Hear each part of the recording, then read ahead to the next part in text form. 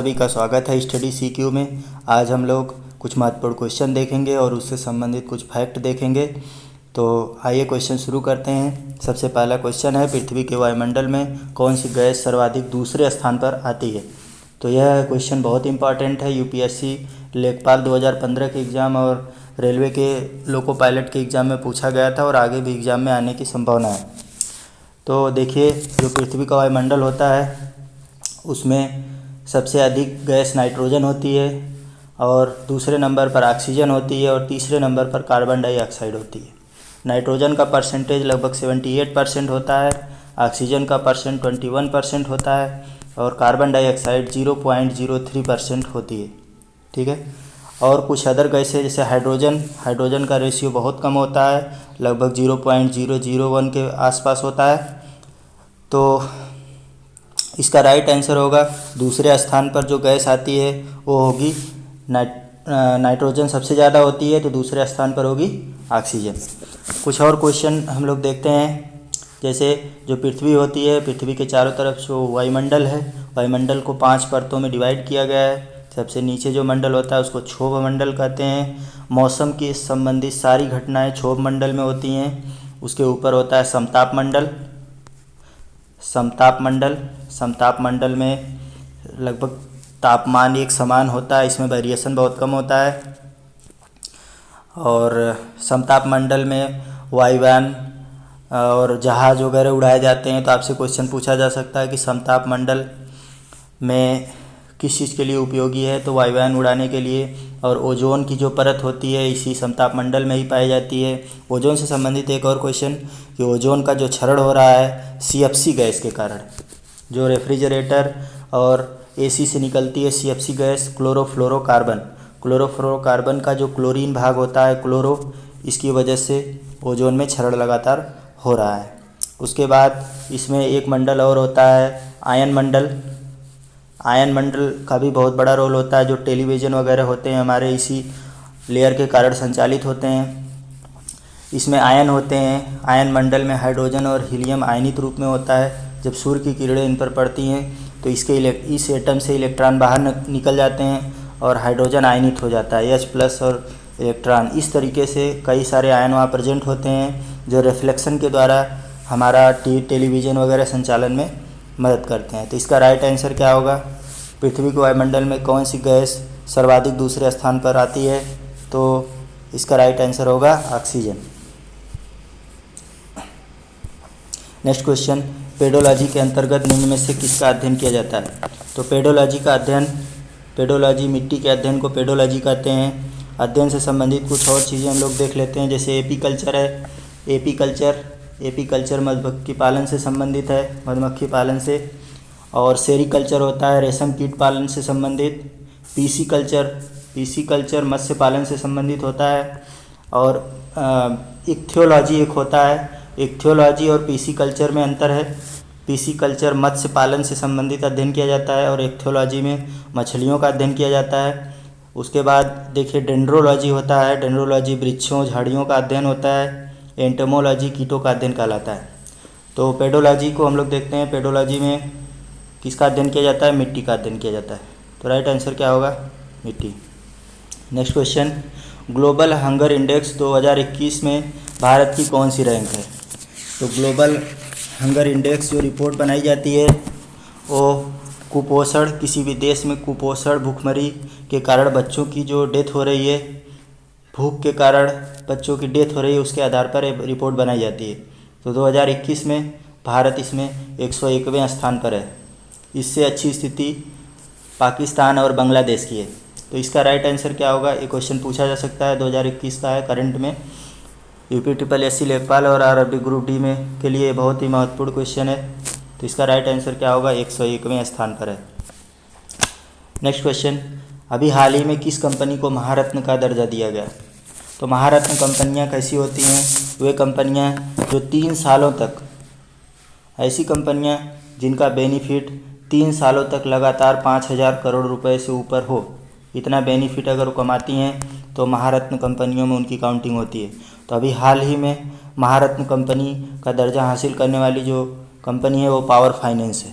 तो इसका right answer क्या होगा, पावर फाइनेंस। वर्ल्ड बैंक का मुख्यालय कहाँ है? तो अभी हम लोगों ने देखा था कि WHO का मुख्यालय वाशिंगटन DC में है। तो वर्ल्ड बैंक का मुख्यालय कहाँ पर है? वर्ल्ड बैंक का मुख्यालय वाशिंगटन DC में है। इसका राइट आंसर क्या होगा? Washington DC। निम्नलिखित में से कौन सा प्रदूषण संकेतक पौधा है? तो इसमें से कौन सा पौधा प्रदूषण संकेतक पौधा है? तो लाइकेन। इसका राइट आंसर क्या है? लाइकेन। किस तरीके से प्रदूषण को संकेतित करता है, इंडिकेट करता है? लाइकेन जो होता है कवक और शैवाल का मिश्रण होता है। इसमें दो जीव होते हैं, कवक और शैवाल।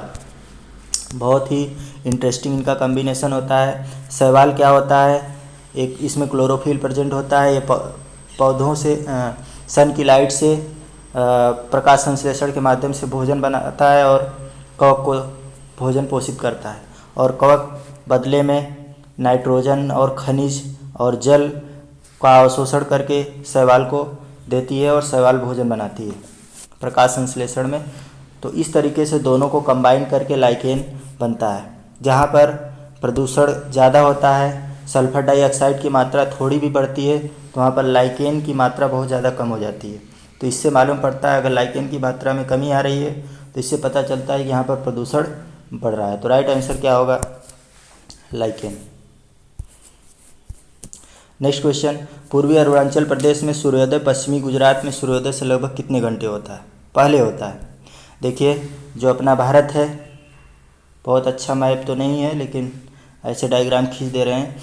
जो भारत है, भारत का यहाँ पर जो क्षेत्र है वो गुजरात है और सबसे पूर्वी क्षेत्र जो है वो है अरुणाचल प्रदेश और यहाँ पर जो है वो गुजरात है।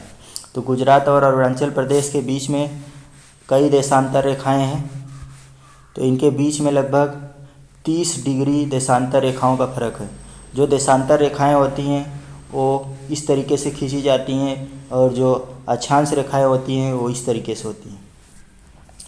तो हमारा जो भारत है वो दक्षिणी पूरी तरह से उत्तरी गोलार्ध में स्थित है। पूरी तरह से ये देखिए विषुवत रेखा है, पृथ्वी दो भागों में डिवाइड है। 0 डिग्री पर विषुवत रेखा होती है और जो कर्क रेखा 23.5 डिग्री पर होती है वो भारत के बीचों बीच होकर के जाती है। तो जो सबसे दक्षिणी छोर है वो लगभग 8 डिग्री पर पड़ता है और जो सबसे उत्तरी छोर होता है 37 डिग्री पर पड़ता है। और इधर साइड देखा जाए तो 68 डिग्री 7 मिनट और इधर साइड में होता है 97 डिग्री 25 मिनट। तो कहने का मतलब ये लगभग अगर गुजरात से लेकर के अरुणाचल प्रदेश तक देखा जाए तो लगभग 30 डिग्री का फ़र्क आता है। और 1 डिग्री पृथ्वी को 1 डिग्री घूमने में 4 मिनट लगता है। तो इसका मतलब 4 तिहाई कितना हो जाएगा? 12, 120 मिनट। मतलब क्या है कि अरुणाचल प्रदेश में अगर सूर्योदय 6 बजे होता है तो गुजरात में सूर्योदय 2 घंटे बाद 120 मिनट बाद होगा और कितने बजे होगा? 8 बजे सूर्योदय होगा। तो इसका राइट आंसर क्या होगा? 2 घंटे बाद सूर्योदय होगा। नेक्स्ट क्वेश्चन, सिंधु घाटी के लिए मेसोपोटामिया लेखों में किस शब्द का प्रयोग हुआ है? देखिए विश्व में शुरुआती दौर में 4 सभ्यताएं थी, उसमें से एक है मेसोपोटामिया और दूसरा है सिंधु घाटी सभ्यता। मेसोपोटामिया और सिंधु घाटी सभ्यता। तो मेसोपोटामिया जो है आज के इराक स्थान पर है और सिंधु घाटी सभ्यता अपने भारत सिंधु नदी के पास में है। तो जो इराक का कुछ लेख है, साहित्य पाया गया है, इन साहित्यों में सिंधु सभ्यता से व्यापार का उल्लेख है और वहाँ पर सिंधु सभ्यता को मेलुहा शब्द से प्रयोग किया गया है कि मेलुहा से हमारा व्यापार होता था। ऐसा इराक के या मेसोपोटामिया के साहित्य में लिखा हुआ है। तो राइट आंसर क्या होगा? मेलुहा। नेक्स्ट क्वेश्चन, G20 सम्मेलन 2021 अभी हाल ही में कहाँ हुआ? तो G20 सम्मेलन में 20 विकसित देश लगभग इसमें शामिल हैं। इसमें भारत भी है। भारत एक विकासशील देश है। तो जो 2021 का सम्मेलन हुआ वो रोम के प्रधानमंत्री के अध्यक्षता में हुआ और रोम जो है इटली की राजधानी है। तो राइट आंसर क्या होगा? रोम। नेक्स्ट क्वेश्चन, एशियाई विकास बैंक का मुख्यालय कहाँ स्थित है? एशियाई विकास बैंक का मुख्यालय फिलीपींस की राजधानी मनीला में स्थित है। फिलीपींस की राजधानी मनीला में स्थित है। नेक्स्ट क्वेश्चन, मुस्लिम लीग ने प्रथम पृथक पाकिस्तान की मांग कब की थी? तो प्रथम पाकिस्तान की मांग 1940 में मोहम्मद अली जिन्ना के द्वारा की गई थी। मोहम्मद अली जिन्ना ने लाहौर अधिवेशन में अध्यक्षता की थी 1940 में। कांग्रेस की मीटिंग जो हुई वो लाहौर में हुई, आज के पाकिस्तान में हुई, लाहौर में। और लाहौर का अध्यक्ष जो था वो मोहम्मद अली जिन्ना था। और उस समय मोहम्मद अली जिन्ना ने पृथक पाकिस्तान की मांग की। तो राइट आंसर क्या होगा? पृथक पाकिस्तान की मांग की 1940 में। नेक्स्ट क्वेश्चन, WHO का हेडक्वार्टर कहाँ है? तो WHO का हेडक्वार्टर अभी हम लोगों ने देखा कि वर्ल्ड बैंक का हेडक्वार्टर कहाँ है? Washington DC। तो WHO का हेडक्वार्टर कहाँ है? जेनेवा में। WHO का हेडक्वार्टर कहाँ है? जेनेवा। शरीर में अतिरिक्त ग्लूकोज ग्लाइकोजन में परिवर्तित होकर मानव शरीर के किस अंग में भंडारित रहता है? तो जब हम कोई भोजन ग्रहण करते हैं तो भोजन से ग्लूकोज जो होता है हमारे यकृत में ग्लाइकोजन के रूप में स्टोर होता है। ग्लाइकोलिसिस प्रोसेस के द्वारा ग्लूकोज टूट करके ग्लाइकोजन में ब्रेक डाउन हो करके इसमें यकृत में स्टोर होता रहता है। जब हमारा लीवर कमज़ोर होने लगता है तो ग्लूकोज की मात्रा बढ़ने लगती है ब्लड में, क्योंकि जो ग्लूकोज ग्लाइकोजन में परिवर्तित होकर के यकृत में स्टोर हो रहा था वो स्टोर होना बंद हो जाता है और ब्लड में मिलना चालू हो जाता है। तो इसलिए शुगर की मात्रा बढ़ जाती है, तो लीवर प्रभावित होता है इससे। तो इसका राइट आंसर क्या होगा? यकृत। कहाँ पर ग्लूकोज ग्लाइकोजन में परिवर्तित होकर भंडारित रहता है? यकृत में भंडारित रहता है। नेक्स्ट क्वेश्चन, निम्नलिखित में से कौन अम्लीय वर्षा का कारक है? देखिए, अम्लीय वर्षा जो है सल्फर डाइऑक्साइड और कार्बन डाइऑक्साइड दोनों गैसों को याद रखिए। इनसे जो है सल्फर डाइऑक्साइड से सल्फ्यूरिक एसिड बनता है और कार्बन डाइऑक्साइड से कार्बोनिक एसिड बनता है। तो दोनों ही गैसें अम्लीय वर्षा के लिए रिस्पॉन्सिबल होती हैं।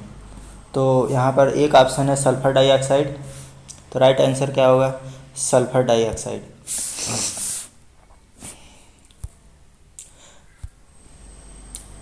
दादा भाई नौरोजी द्वारा लंदन में किस संघ की स्थापना की गई? 1866 में दादा भाई नौरोजी लंदन में द ईस्ट इंडिया एसोसिएशन की स्थापना किए थे। तो राइट आंसर क्या होगा?